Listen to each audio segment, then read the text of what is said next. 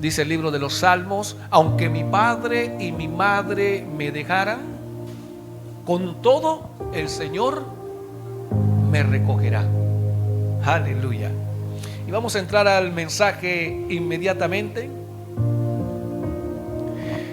Desde el principio de la creación, el Altísimo Dios se nos ha presentado como Dios.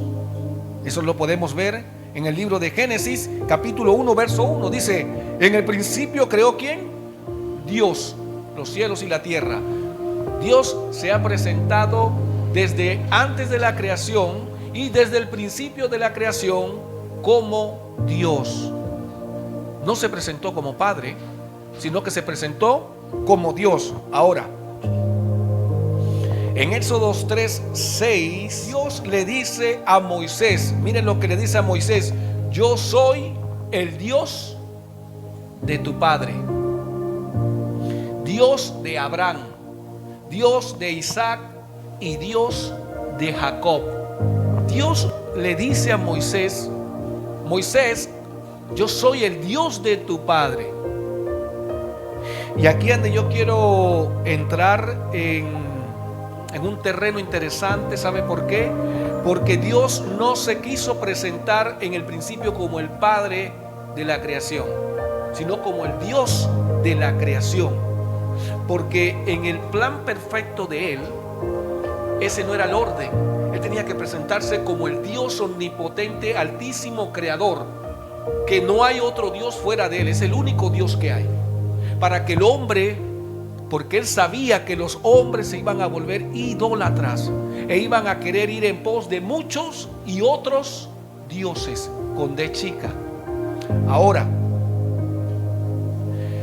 el Altísimo, desde Génesis hasta Malaquías, se presenta como Dios. Se presenta como Dios. Y en todo el Antiguo Testamento, el Altísimo es presentado con muchos nombres, pero siempre el Dios de Israel, el Dios sobrenatural, el Dios invisible, el Dios poderoso, el Dios que nadie puede ver, pero está allí. El Dios que habla a través de los profetas, el Dios que habla a través de la zarza, el Dios que hace descender fuego del cielo. Es el Dios, el dueño del cielo, del mar, de la tierra. Incluso Dios es el dueño del infierno. Así, hermano, como les digo, ¿usted cree que el infierno se creó solo? ¿Quién creó el infierno? ¿Lo creó Dios? ¿Y para quién creó el infierno Dios? ¿Para quién creó el lago de fuego? ¿Para quién creó el Seol? El Hades, como le quieran llamar. ¿Sabe para quién lo creó? Para Satanás y sus demonios, para el anticristo, para la serpiente antigua, para todo aquel que le sirva a Satanás y rechace al Señor Jesús. Para eso fue creado el infierno, y fue creado por Dios, fue creado por su palabra, porque Dios da la palabra y la palabra se manifiesta, se hace. Dijo Dios: háganse los cielos, y los cielos se hicieron. Dijo Dios: sea la luz, y la luz fue. Eso es importante tenerlo claro. No hay nada en este mundo que sea creado por otro Dios o por otra persona. No, todo ha sido creado por Dios. Ahora, pero hubo un silencio. Hubo un silencio de parte de Dios desde Malaquías en adelante. Y ese silencio duró aproximadamente entre 400 a 500 años. Nadie tiene claramente la fecha, pero se calcula, según las investigaciones teológicas, que tiene un silencio entre 400 y 500 años de silencio. Y entonces allí Dios nuevamente habla, pero ahora no habla Dios como hablaba en el Antiguo Testamento, que hablaba a través de ¿quién? De los profetas, o hablaba con su voz, como hablaba con Moisés, como hablaba con Abraham, o en sueño, como se les revelaba a ellos. No, ahora mandó sus arcángeles, Miguel, Gabriel, a través de ellos comenzó a hablar. ¿Y a quién le habló? Le habló a Zacarías. Al primero que le habló fue a Zacarías, un sacerdote que estaba de turno como sacerdote, y en medio de lo que él iba a hacer el sacrificio, ofrecer el sacrificio, y entró al templo, llega el ángel, bueno, dicen el ángel, pero es el arcángel Gabriel, y se le aparece a Zacarías y le dice: Zacarías, vas a tener un hijo. Y él, sorprendido porque era viejo, de avanzada edad, y su mujer era estéril, Elizabeth, y le dijo: vas a tener un hijo con tu esposa Elizabeth, y le pondrás por nombre Juan. Él va a tener por nombre Juan, y ese será el mensajero de Dios, el que va a preparar el camino para la llegada del Mesías, del Cristo, del Hijo de Dios. Entonces vemos aquí que Zacarías no cree, y por esa razón de no creer quedó mudo, salió de allí y no habló más hasta que nació el niño. Cuando nació el niño y la mujer dijo: le pondremos por nombre Juan, allí él habló y dice: sí, así le pondrán por nombre.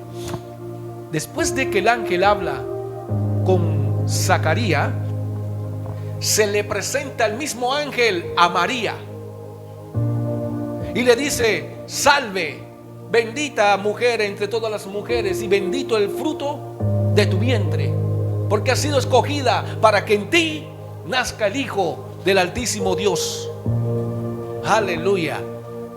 Y María, también sorprendida, pero esta vez no quedó muda, y Dios le habla a María a través del ángel y le dice que el Espíritu Santo se posará sobre ella, y concebirá y dará a luz el Hijo de Dios, el Salvador, el Mesías. Pero María no estaba sola. María estaba comprometida para casarse con José. Y José, al enterarse que María estaba embarazada, en su corazón pensó dejarla, pensó abandonarla. Pero en el sueño se le revela el ángel de Dios, o el arcángel, y le dice a José: José, no te atrevas a dejar a esta mujer, porque el fruto que trae en el vientre ella es el Hijo de Dios, y le pondrás por nombre Jesús. El nombre de Jesús se lo dio a José el ángel en el sueño. Vemos cómo Dios comienza él a armar el rompecabezas, que para el hombre es un rompecabezas, pero él sabe dónde va cada pieza. Entonces vemos ahora que Dios no habló a través de ningún profeta, sino a través de sus arcángeles y sus ángeles. Cuando estaban, ¿se acuerdan?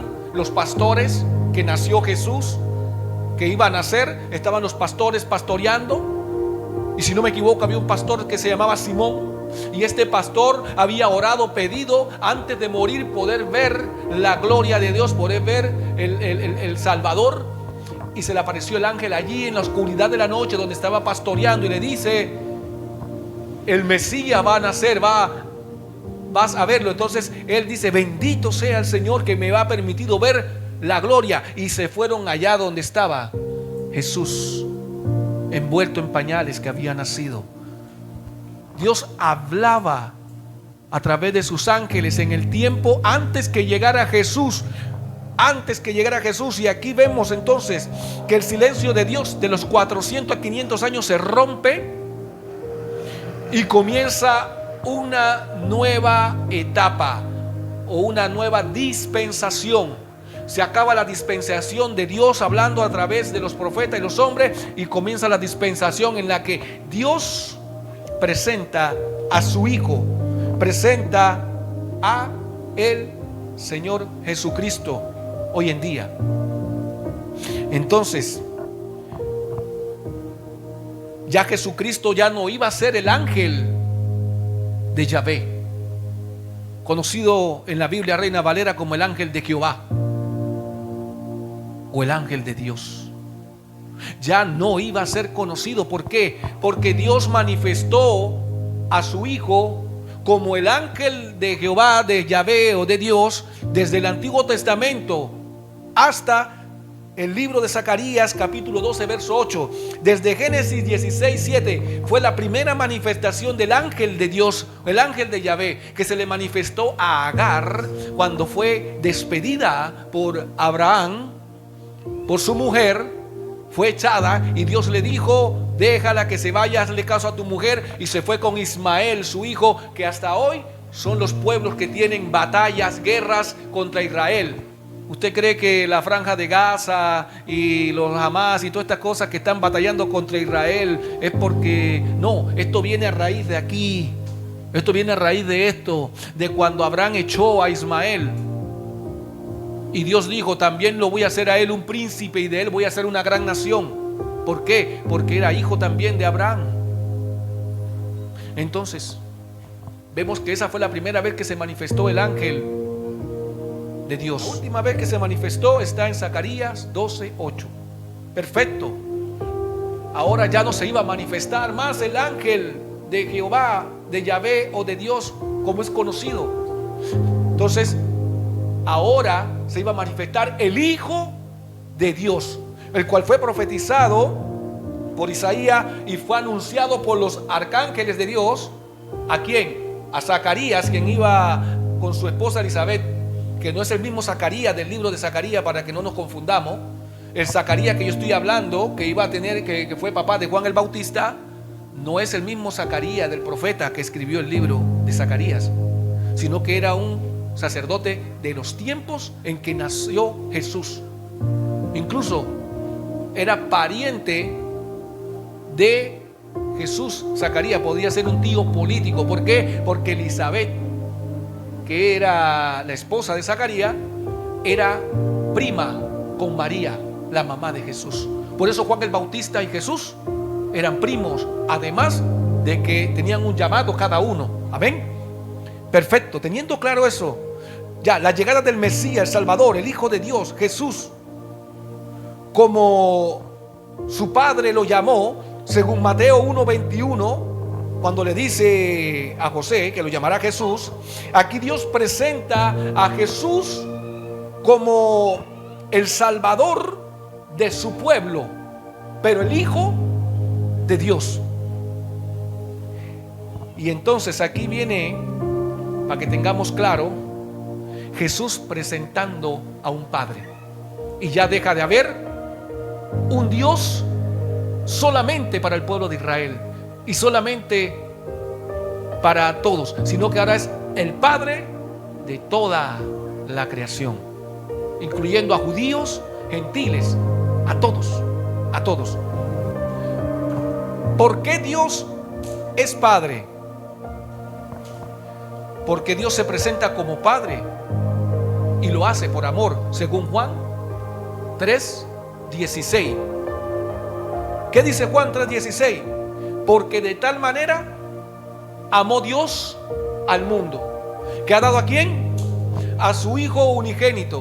¿Para qué? Para que todo el que cree en Él no se pierda, sino que tenga vida eterna. Dios deja de ser Dios para volverse Padre al momento que Él decide entregar a su Hijo. Porque antes de que Jesucristo viniera al mundo, Dios no era Padre, sino que era Dios, el Altísimo, el Creador, el Omnipotente, el Shaddai, Elohim, Rafa. Pero no era Padre, no se conocía como Padre. Los demás eran padres. El que procreaba con su mujer se convertía en padre. Y aquí es donde yo quiero llevarlo. En el Antiguo Testamento no existía un Dios Padre. En el Nuevo Testamento se presenta un Dios y Padre. Ahora, Romanos 8:3-4 confirma el porqué. Vamos a Romanos 8, capítulo 8, 3-4. Dice: porque lo que era imposible para la ley, por cuanto era débil por la carne, Dios, enviando a su Hijo en semejanza de carne, de pecado, y a causa del pecado, condenó al pecado en la carne, para que la justicia de la ley se cumpliera en nosotros, que no andamos conforme a la carne, sino conforme al Espíritu. Y eso es interesante. ¿Sabe por qué? La llegada del Mesías hace que la ley tenga un cambio, un giro. ¿Y por qué hace que la ley tenga un cambio y un giro? ¿Sabe por qué? Porque Dios sabía que por la ley nadie podía ser salvo. Nadie podía ser salvo por la ley. Y usted me preguntará a mí, ¿y por qué nadie podría ser salvo por la ley? Porque nadie podía cumplir la ley a cabalidad 100%. Nadie. Nadie podía cumplirla. Siempre fallaban en alguna área. Pero la ley es perfecta porque fue creada ¿para qué? Para mostrarnos a nosotros nuestro pecado y nuestra maldad. Entonces Dios en su perfecto amor, sabiendo que nadie iba a poder ser salvo a través de la ley, Él en su plan perfecto sabía que tendría que enviar a su Hijo, a Jesús, al ángel de Dios, como Jesús, para que viniera y Él se pudiera manifestar al mundo como Padre. Y esto es interesante. ¿Sabe por qué?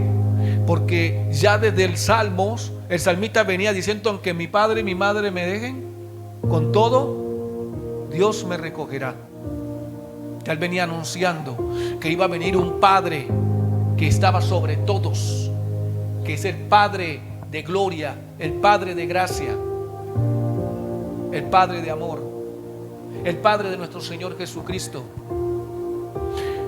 Y esto me lleva a donde está nuestro corazón. Nosotros tenemos papá y tenemos padre. Mucha gente le dice su padre, pero el único Padre que existe sobre todo es nuestro Padre Celestial. A pesar que muchos llamen papá y padre a su papá, cuando Jesús le dice a su discípulo: a nadie llames Padre, solo a tu Padre que está en los cielos, no se refería a llamar a un padre como de carne y hueso, como tú llamas a tu papá o le dices padre en algún momento. No se refería a eso. No se refería a solamente: no voy a llamar religiosamente padre a cualquiera, porque te vuelves un religioso, pierdes la esencia de la palabra.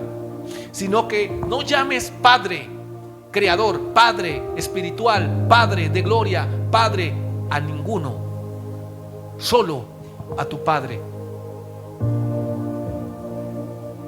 Él es tu Padre celestial. ¿Y sabe por qué quiero entrar en eso? Porque Jesucristo dijo: donde están tus tesoros, allí también estará tu corazón.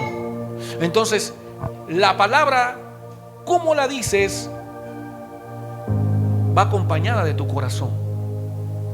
Porque la palabra dice que el Señor Jesucristo es Rey de reyes, Señor de señores. Y que también la palabra dice que nuestro Padre es el Padre de las luces.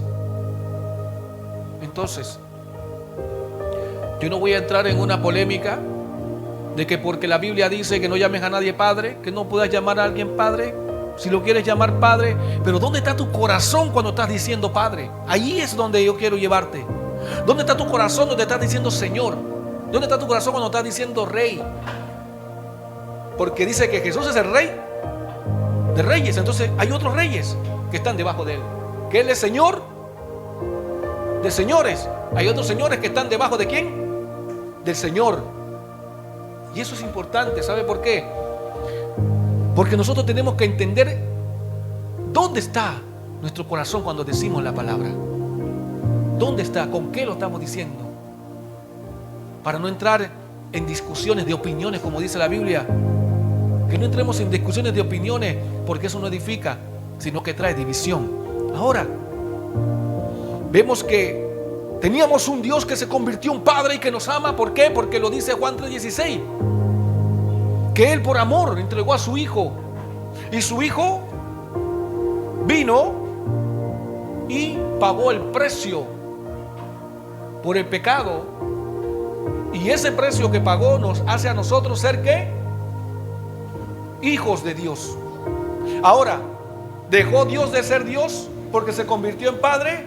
En ninguna manera, hermano, en ninguna manera dejó de ser Dios porque se convirtió en Padre. Ahora Él es Dios y Padre. Y no solo del Señor Jesucristo, sino también de todo aquel que lo recibe y lo confiesa como su Padre y Dios. Los apóstoles lo hicieron. El apóstol Pablo en Efesios 1:3 dice: al Dios y Padre de nuestro Señor Jesucristo. Primera de Pedro 1:13 también lo dice: al Dios y Padre. Santiago, el apóstol Santiago también lo dice en Santiago 3:9: al Dios y Padre. O sea, que ya, si vamos analizando la Biblia, comenzó un Génesis con un Dios, y comenzó antes de la creación en el tercer cielo, según lo que vimos en Ezequiel 28, en el Altísimo. Vemos desde el Altísimo el Dios creador, del Dios creador al Padre. Ahora es el Padre y Dios. Es el Padre y Dios de la creación. Padre y Dios de tu vida, Leo. Padre y Dios de tu vida, hermano José. Padre y Dios de su vida, hermana Rosa. Padre y Dios de su vida, hermano Miguel, hermana Alejandra, hermano Ezequiel, hermana Lisette, del hermano Víctor. Padre y Dios de la creación. Del hermano Bastián, de la hermana Rafaela, del hermano Amer. Es Padre y Dios de todos nosotros. O sea que nosotros necesitamos seguir viéndolo como un Padre, pero también como un Dios. Porque mucha gente se desvía. Ya no es Dios, entonces ahora es Padre, y lo voy a tratar solo como Padre. No, pero tienes que tratarlo también como Dios. Tienes que honrarlo y respetarlo como Dios, porque su palabra desde Génesis hasta Apocalipsis es palabra de Dios. En los evangelios se nos presenta como Padre, en las epístolas se nos presenta como Padre y Dios. Amén. Así que, conclusión del mensaje. En el plan perfecto de nuestro Dios, Él sabía que nadie iba a poder ser salvo por la ley. Nadie iba a poder ser salvo por la ley, hermano. Nadie.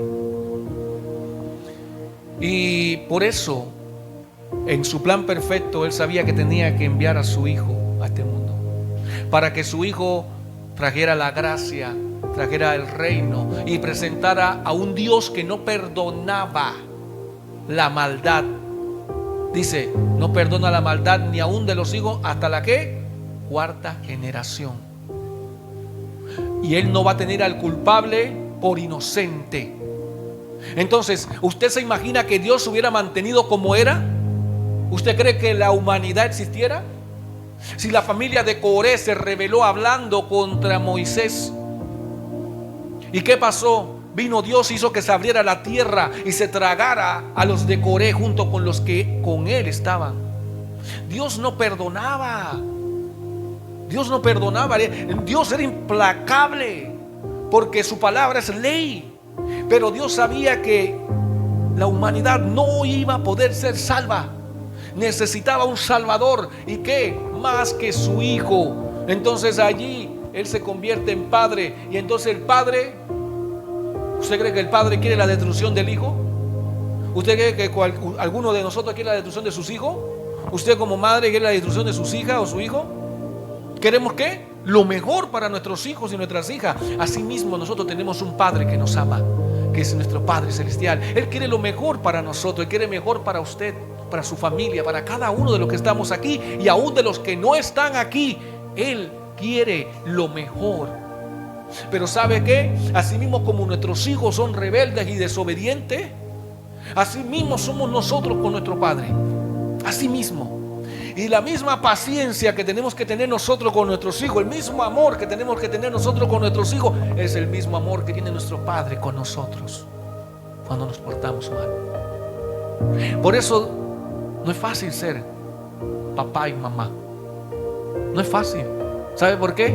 Porque el papá y la mamá tienen que amar, pero tienen que corregir. Nuestro Padre nos ama, pero nos tiene que ¿qué? Corregir. Y cuando nos encontramos en medio de la prueba, ¿qué pasa? ¿A dónde quién corremos cuando estamos en problema? ¿Dónde quién? Donde nuestro Padre. Cuando viene una enfermedad a nuestra vida, que el doctor dice, mira, tienes una enfermedad, tienes esto, tienes aquello, ¿a dónde corres? ¿A dónde quién vas a llorar? ¿A dónde quién vas a buscar consuelo? A tu Padre Celestial, a tu Padre Eterno. Cuando piensas que vas a perder el ramo en la universidad o vas a fracasar en algo, ¿a dónde corres? A donde tu Padre, porque sabes que ¿qué? Él te va a consolar, Él te va a abrazar, Él te va a dar seguridad y confianza. ¿Qué pasa con las personas que toman decisión de suicidarse y de matarse? Es que no han conocido al Padre que los ama. no han conocido al Dios poderoso que dio a su Hijo para que ellos fueran salvos y tuvieran una oportunidad de vida eterna. Ellos piensan que lo único que hay es este mundo, el papá, y si el papá y la mamá se murieron, no tienen a nadie y se quieren morir. Pero nosotros sabemos que tenemos un Padre que nos ama. ¿Alguien le puede dar un aplauso a su Padre Celestial? Tenemos un Padre que nos ama. Un Padre que nos ama. Y con esto quiero terminar, iglesia. Mateo 5:8. Sean pues ustedes perfectos como su Padre que está en los cielos es perfecto. La única forma de lograr la perfección, ¿usted sabe cómo es? Es a través del Señor Jesucristo y del Espíritu Santo.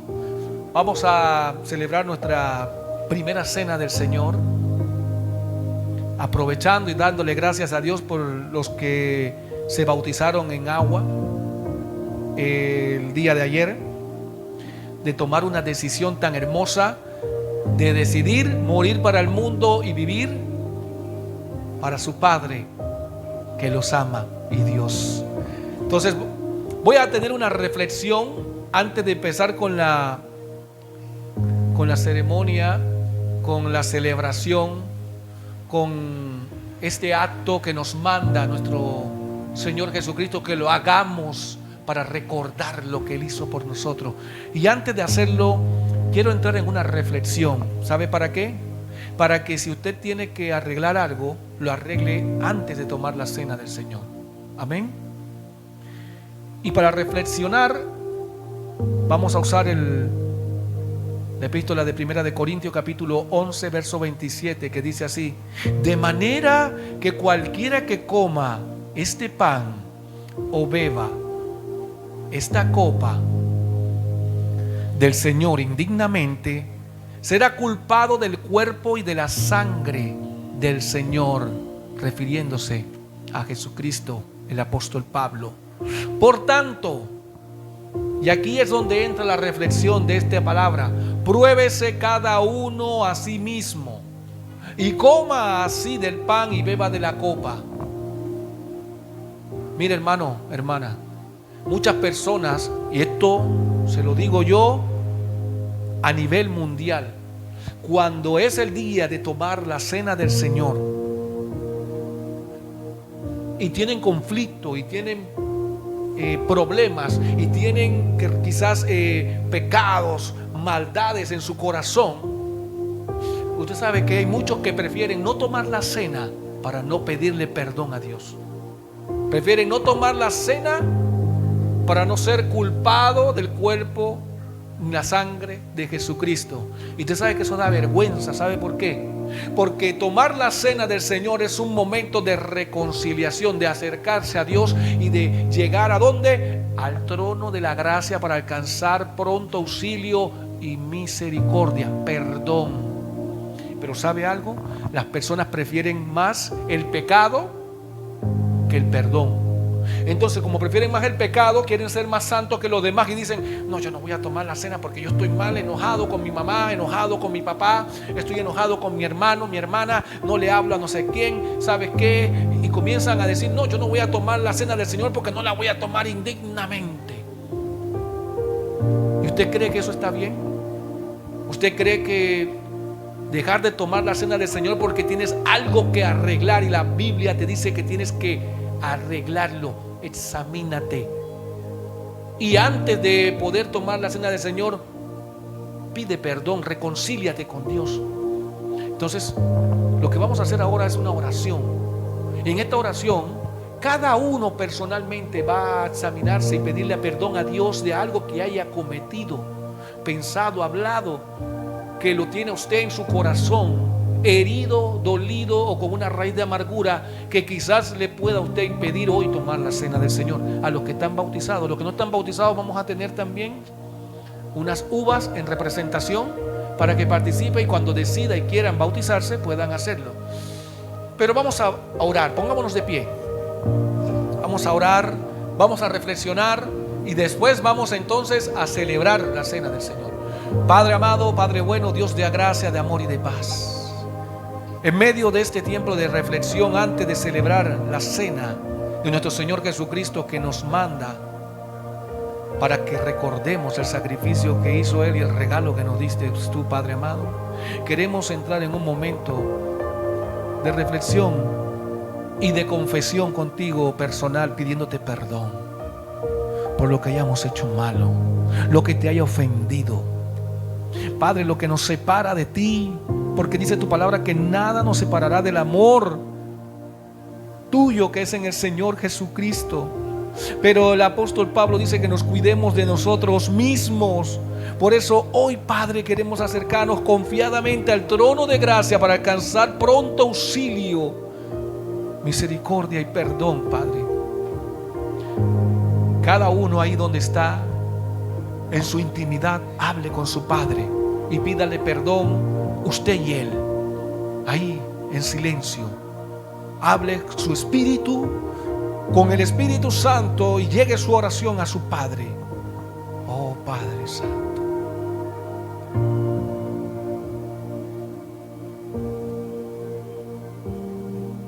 gracias Padre Santo, gracias Padre bueno. Gracias Padre, porque hoy es una oportunidad de acercarnos más a ti, examinar nuestros corazones y conocer nuestra condición y reconocer, Padre, que tú eres Dios, sigues siendo Dios y siempre serás Dios, pero eres también nuestro Padre y nos amas. Gracias porque nos permites acercarnos confiadamente a ti y en el nombre del Señor Jesús pedirte perdón, y tu Espíritu Santo nos guía y nos confirma que hemos sido perdonados.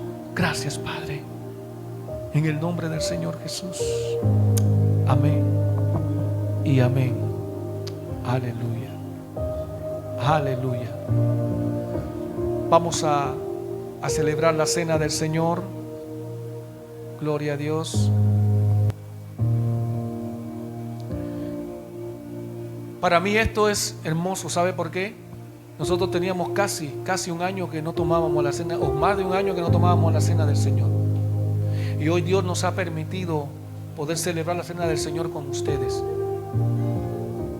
Lo que esto significa en el mundo espiritual es poderoso, es muy poderoso, hermanos. ¿Sabe por qué?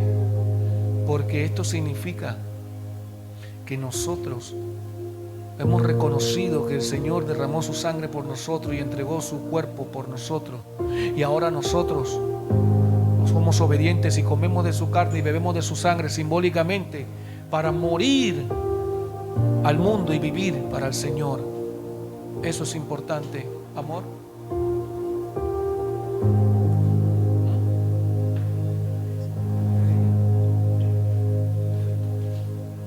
Todos los bautizados pueden tomar la cena del Señor. Los que no están bautizados, les vamos a dar una uva para que ellos participen hasta que se bauticen y sean parte de la ceremonia.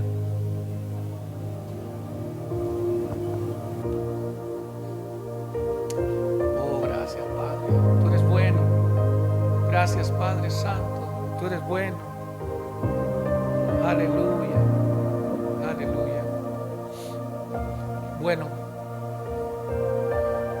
dice la palabra en 1 Corintios capítulo 11 verso 23: porque yo recibí del Señor lo que también les he enseñado, que el Señor Jesús, la noche que fue entregado, tomó pan y habiendo dado gracia, lo partió y dijo: tomen, coman, esto es mi cuerpo, que por ustedes es partido, háganlo en memoria de mí. Pueden comer el pan.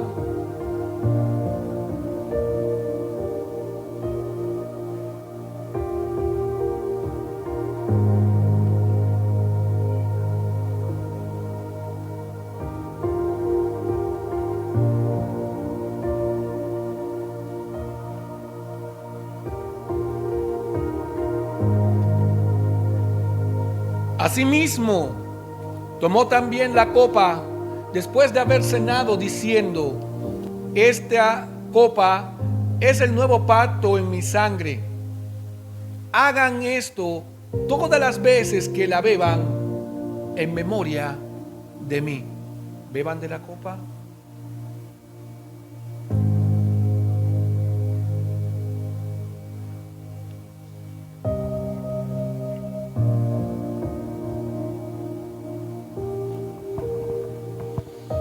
Padre amado, Padre bueno, Dios de gracia y de bondad, a ti te damos gracias por el Señor Jesucristo que derramó su sangre y que por esa sangre preciosa hoy nuestros pecados son lavados y limpiados.